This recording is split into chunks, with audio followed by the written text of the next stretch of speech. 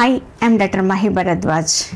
మనకి మ్యూజిక్ అన్నా పాటలన్నా చాలా ఇష్టపడతాం. Especially me also. దీంట్లో సునీత గారు ఉండొచ్చు, చిత్ర గారు ఉండొచ్చు, ఎస్పి గారు ఉండొచ్చు, కల్పన గారు ఉండొచ్చు. వీళ్ళ పాటలు చాలా ఇష్టం అనమాట నాకు.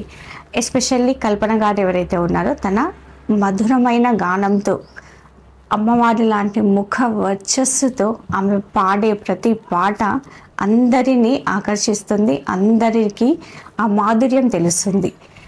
ఈమె ఇవాళ ట్రెండింగ్లో ఉన్నారు, సోషల్ మీడియాలో వైరల్ అవుతున్నారు. ఎందుకో తెలుసా? ఆమె నిద్ర లేమితో సఫర్ అయి నిద్ర మాత్రలు తీసుకొని చావు అంచుల దాకా వెళ్ళి తిరిగి ప్రాణం పోసుకొని బ్రతికి బట్టగట్టిందని చెప్పొచ్చు. అంటే ఆమె పర్సనల్, ఆమె వ్యక్తిగత జీవితంలోని డిప్రెషన్స్ వల్ల అలాంటి సిచ్యువేషన్లో అయితే ఉంది.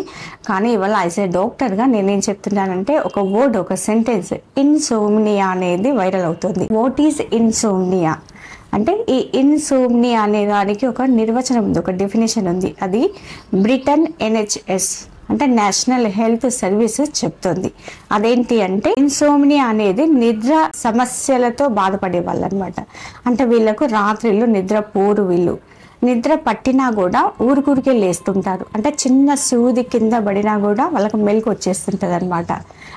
రాత్రిళ్ళు నిద్ర పట్టదు. మనకి రాత్రిళ్ళు నిద్ర లేనప్పుడు ఏం చేస్తుంటారు అయితే, మార్నింగ్ ఆఫ్టర్నూన్ పడుకుంటూ ఉంటారు. కానీ వీళ్ళకు మార్నింగ్ ఆఫ్టర్నూన్ కూడా నిద్ర పట్టదు. ఈ సమస్య ఒక 3 నెలలు ఉంటే దాన్ని షార్ట్ టర్మ్ ఇన్సోమ్నియాగా చెప్తారు. 6 నెలలకు పైగా ఉంటే long term of insomnia. Insomnia ఎందుకు వస్తుంది అంటే, చాలా వరకు స్ట్రెస్ వల్ల, పని ఒత్తిడి చాలా ఎక్కువగా ఉండడం వల్ల, మానసిక శారీరక ఒత్తిడి ఎక్కువగా ఉండడం వల్ల, వాళ్ళ బాల్యం అంటే వాళ్ళ పెంపకంలో బాల్యంలో ఏమైనా ఇన్సిడెంట్స్ జరిగినప్పటికీ, లేదా వాళ్ళు అనుకోకుండా ఏదైనా సడన్గా విషయాలు విన్నప్పుడు, లేదా ఒక శబ్దాలు, భారీ శబ్దాలు విన్నప్పుడు, ఆల్కహాల్, కెఫిన్, నికోటిన్, కొకైన్ ఇలాంటి మారక ద్రవ్యాలు తీసుకునే అలవాటు, కుటుంబ కలహాలు, కుంగుబాటు, వాళ్ళపైన వాళ్ళకే కంట్రోల్ చేసుకోలేకపోవడం, డిప్రెషన్, బాధ, కోపము, యాంగ్జైటీ, హైపర్ యాక్టివ్, ఇలాంటి అన్నీ కూడా కారణాలని చెప్పేసి బ్రిటన్కి సంబంధించిన